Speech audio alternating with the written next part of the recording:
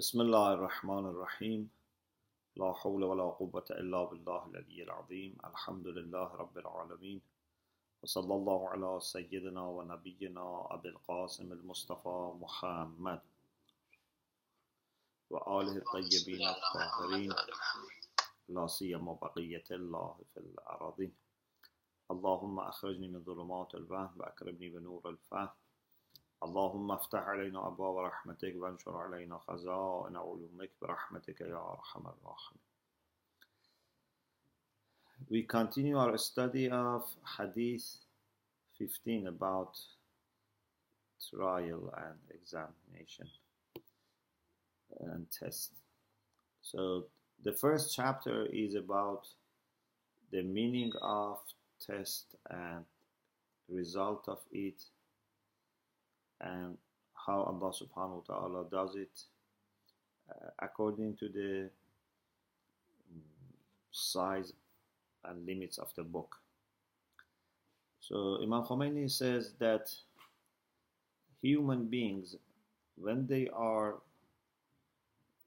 created and when the soul belongs to the body, or soul is created in body, depending on how we philosophically explain it.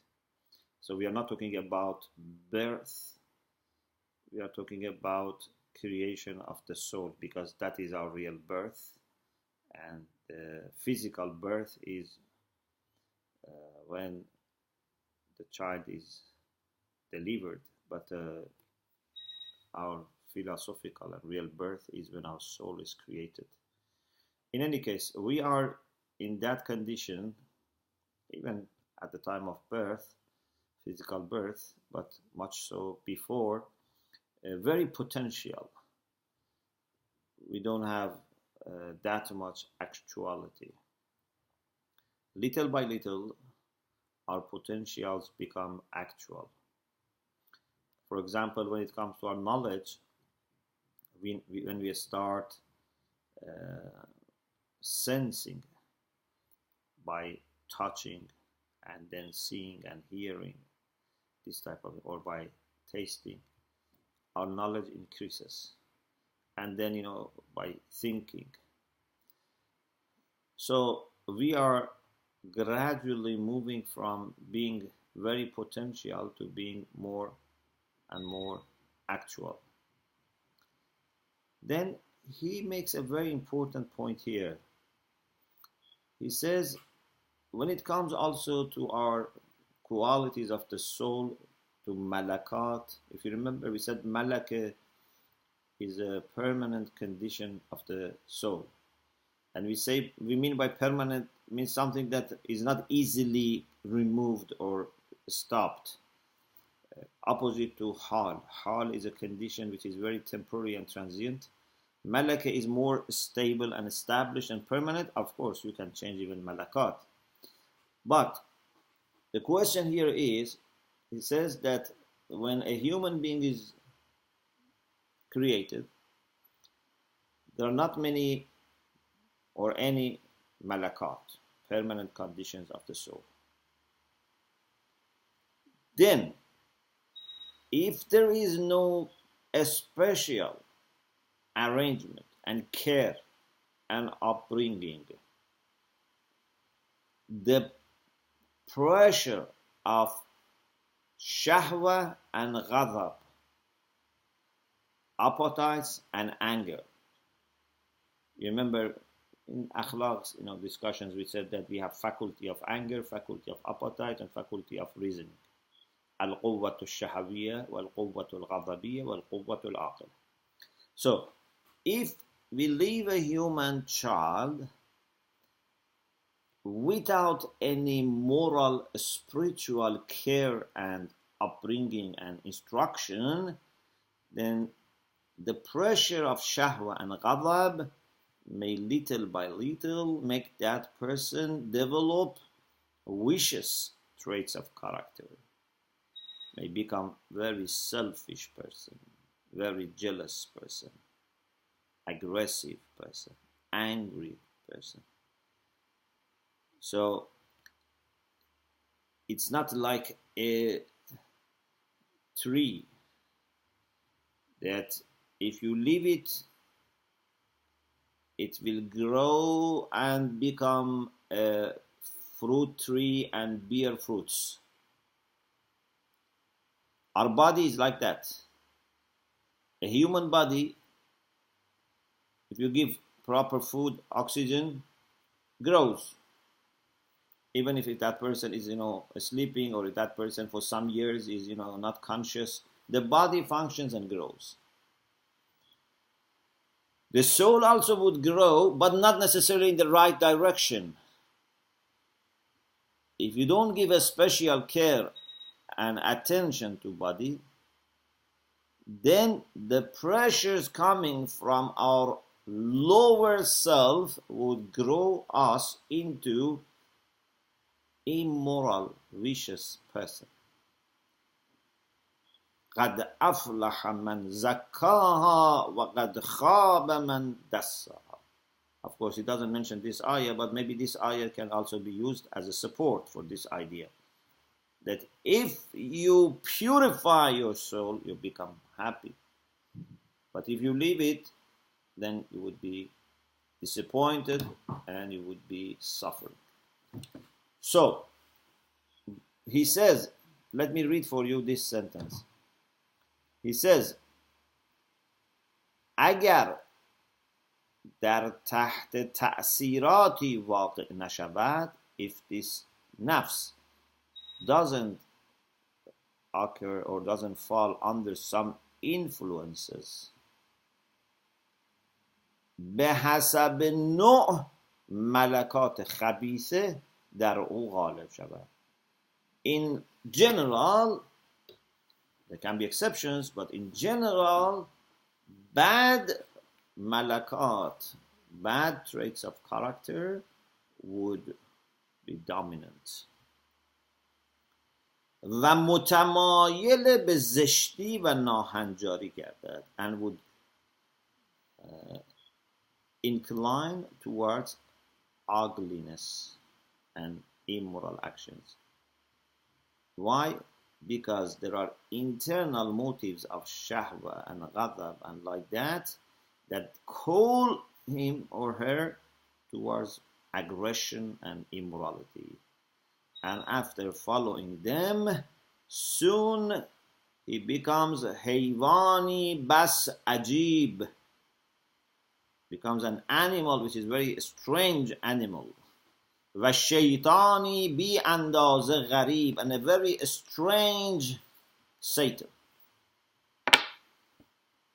But Allah subhanahu wa ta'ala has done something to help us in this process. So he has not left us with our animal faculties and pressures and so on and so forth. He has provided us with aql and revelation, reason and revelation. In addition, of course, to having actually people who are there to train us, we have very good mentors, and that the prophets, imams, and ulama. But these mentors use two major, resources. One is given in the form of aql, one in the form of wahy, revelation, reason and revelation. Now that we have been given these two, then we would need opportunities to use them and add to our virtues. And of course, we may also not use them properly. Either we don't use them or we misuse them. Then instead of adding to our credits, we may lose our credits. Instead of improving, we may actually downgrade ourselves. So this is the meaning of a test. So every time you make a decision or you don't make a decision, every opportunity for a decision, whether you make it or not, it's a test. And this test is not for knowing who is good or who is bad. This test is for making people able to build themselves, to show themselves, to prove themselves, to build themselves. So test is not just for, knowing and having a report. It's for actually making. And in this way, good people and bad people will be distinguished. There is a hadith from Amirul Mu'minin alayhi salam, bil haqqih latubalbalunna balbalah wa latugharbarunna gharbalah. You would be the hadith is walladhi ba'athahu bil haqq, the one by one, means he is doing qasam, by the one who has sent the Prophet truthfully. لَتُبَلْبَلُنَّ بَلْبَلَهْ وَلَتُغَرْبَلُنَّ غَرْبَلَهْ. You will be certainly tested and filtered. This is Nahjul Balagha, and according to Faydul Islam, it's Sermon 16. Or in Kafi, Ibn Abi Ya'fur quotes from Imam Sadiq alayhi salam, لا بد للناس من أن يمحصوا ويميزوا ويغربلوا. There is no other way. It's inevitable that people should be purified, should be tested, should be filtered. وَيُسْتَخْرَجُ فِي الْغَرْبَالِ خَلْقٌ كَثِيرٌ. And when they are filtered, many people drop. Many people would not be able to remain in the category that we want. So many people would be dropped. Or in another hadith, Imam Sadiq alayhi salam said to someone called Mansur, Ya Mansur, inna hadha al-amr, referring to the faraj of the coming of Imam Mahdi ajalallahu ta'ala farajuhu sharif. Inna hadha al-amr, this affair, la ya'tikum illa ba'da iyas. It doesn't come unless after despair. Means some people will be very much losing their hope. Mu'minin will never lose their hope. It's a test. Are you hopeful or not? وَلَا وَاللَّهِ حَتَّى تُمَيَّزُوا وَلَا وَاللَّهِ حَتَّى تُمَحَّسُوا وَلَا وَاللَّهِ حَتَّى يَشْقَى مَنْ يَشْقَى وَيَسْعَدْ مَنْ يَسْعَدْ. This would not happen unless you are distinguished from each other. You are purified. And those who are good become good. Those who are bad become bad. Means after people really showing their reality, and then would be with the people who have the same reality. Or we have another hadith that Imam Sadiq alayhi salam says, ما من قبض ولا بسط إلا ولله فيه مشيئة وقضاء وابتلاء. Means nothing is opened or closed. Qabd means to close. Bast means to open. Means giving of Allah's grace and favor or not giving. So any opening or closure that happens, it is with Allah's mashiyah, His will is there, His qadha, decree is there, and ibtila, and also His testing. Everything is a test. You can always raise your bar, but if you are not careful, you can at the same time always lose your credits.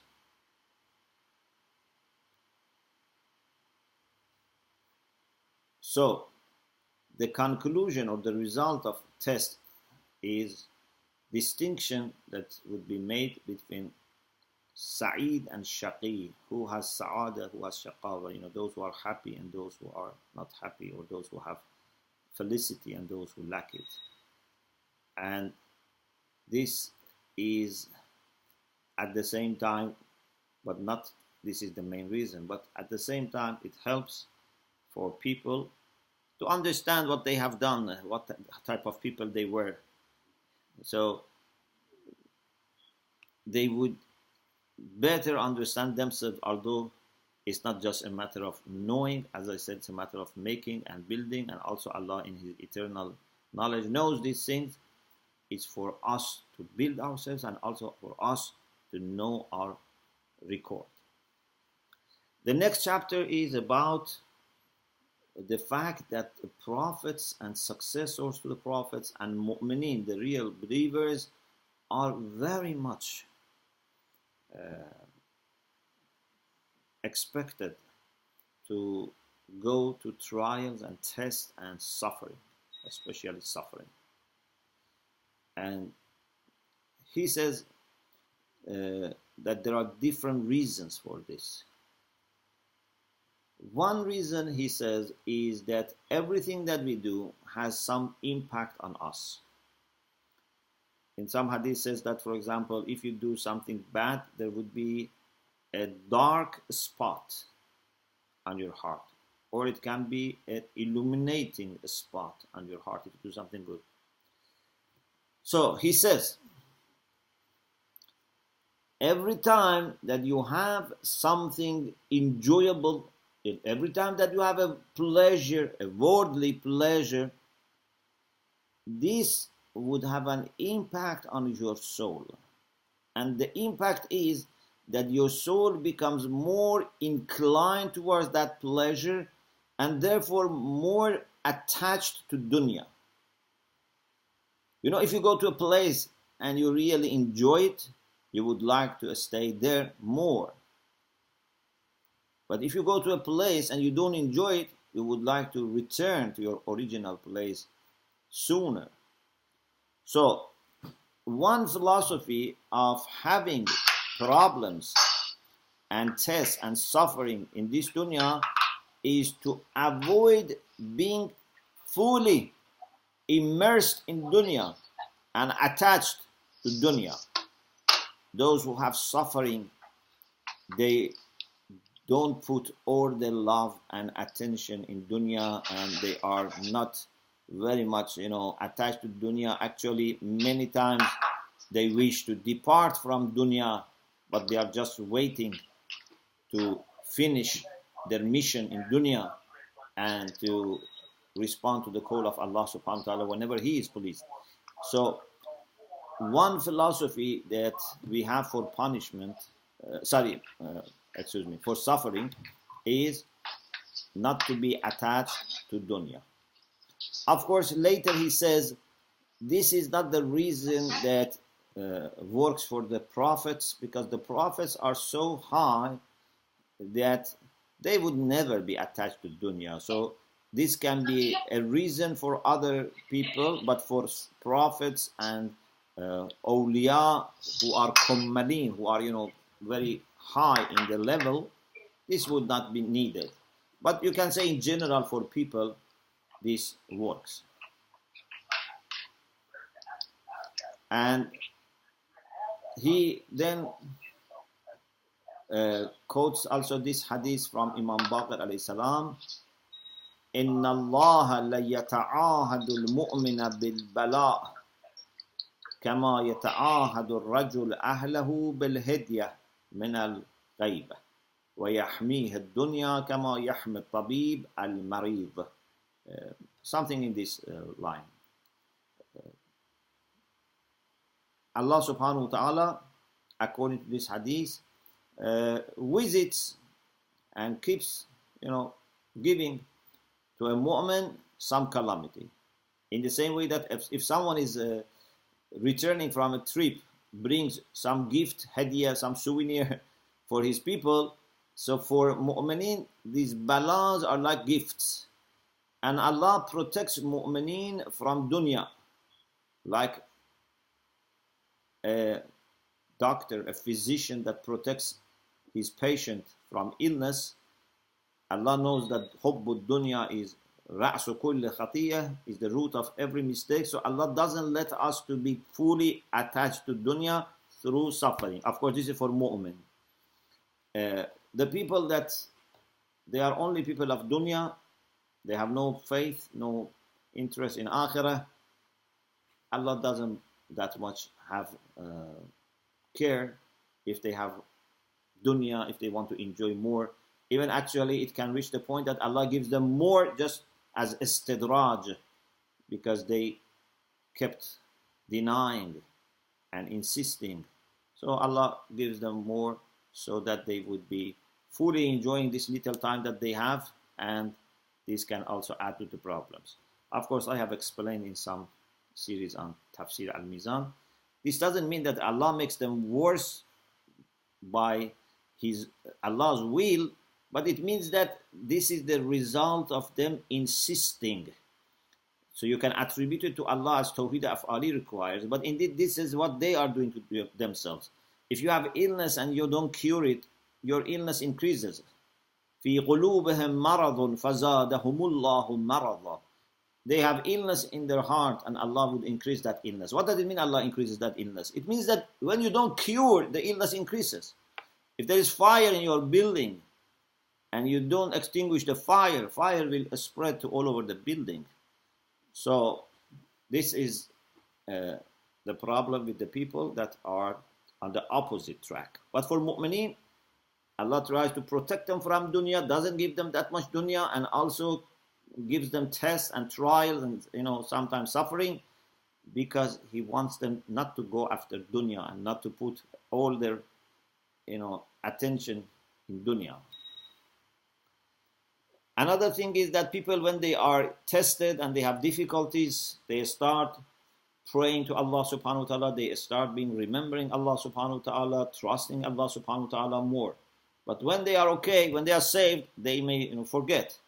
So one blessing is that you are in a situation that you feel you must pray and you feel you need Allah subhanahu wa ta'ala. But again, he says this doesn't apply to the prophets, because they are very high and they don't need this. They constantly remember Allah subhanahu wa ta'ala. But for many people this works. Sometimes you see people are not that much religious, but when some of their relatives die, they become very religious. Or when they have difficulty, they become more religious. Rasulullah sallallahu alaihi wasallam himself chose to have simple life, not to enjoy a lot in dunya. He chose poverty. For example, it is said that Jibreel brought the keys. The hadith is this: حبط مع جبرائيل ملك لم يطأ الأرض قط معه مفاتيح خزائن الأرض. With Jibreel, an angel who had never come down came to the earth, to the Prophet, and he had the keys of the treasures of the earth. يا محمد إن ربك يقرأك السلام ويقول هذه مفاتيح خزائن الأرض فإن شئت فكن نبيا عبدا وإن شئت فكن نبيا ملكا. These are the treasures. Allah is sending you salam and says these are the keys of the treasures of the earth. You can choose. You can be Nabi, a prophet and servant. You can be Nabi and Malik, a king. Still you would be prophet. Jibreel, who was there when that angel suggested this, according to this, فَأَشَارَ إِلَيْهِ جِبْرَائِيل أَنْ تَوَاضَعْ يَا مُحَمَّدْ. Jibreel gave some indication to the Prophet and said, be humble. فَقَالَ بَلْ أَكُونُ نَبِيًّا عَبْدًا. He said, I prefer to be prophet and servant. ثُمَّ صَعَدَ إِلَى السَّمَاءِ. Then that prophet ascended to the sky. This is quoted by Sheikh Saduq in his Amali. So, in any case, the Prophet didn't go for dunya, didn't go for power in dunya, even without losing, prophethood. He could have it, but he didn't want it. So, he's already detached from dunya. But for ordinary people, it's very common that if everything is all right, they may take things for granted and they may be attached to dunya.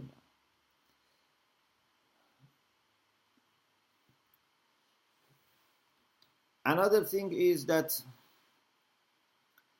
we find in Hadith beautiful hadith of Kafi from Imam Sadiq alayhi salam.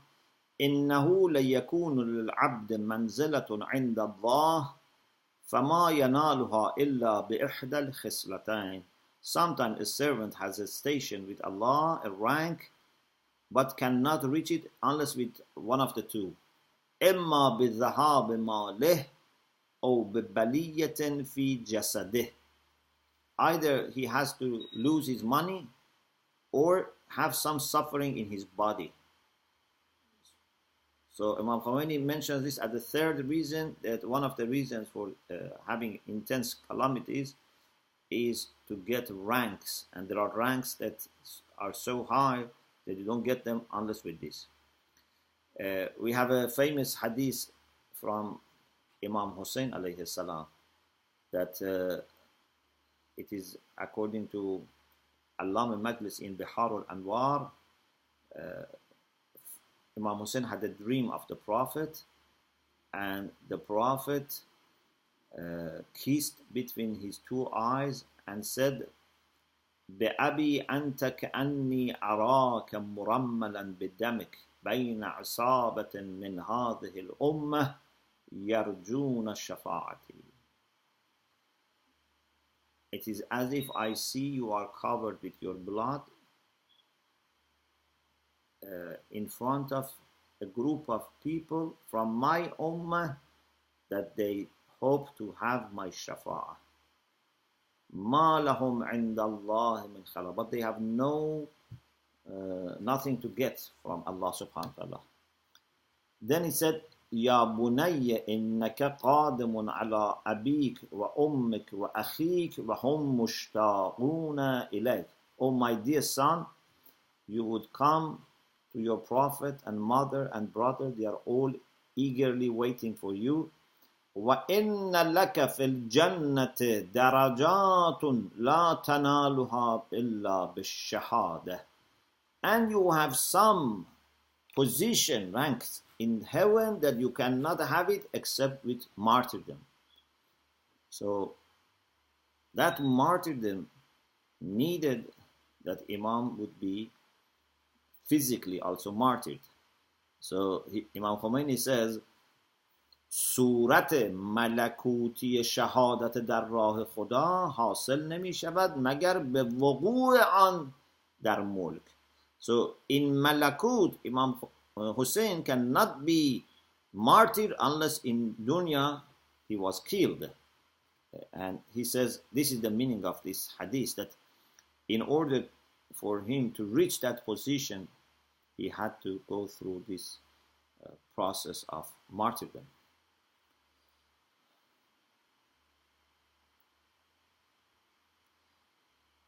There is another hadith in Kafi, إِنَّ عَظِيمَ الْأَجْرِ لَمَعَ عَظِيمِ الْبَلَاغِ. Great reward is with great calamity. وَمَا أَحَبَّ اللَّهُ قَوْمًا إِلَّا ابْتَلَاهُمْ. Allah has not loved any group of people unless He has tested them, and they had gone through difficulties. Because as I said last week, if you want to go higher, your test becomes more advanced and more complicated.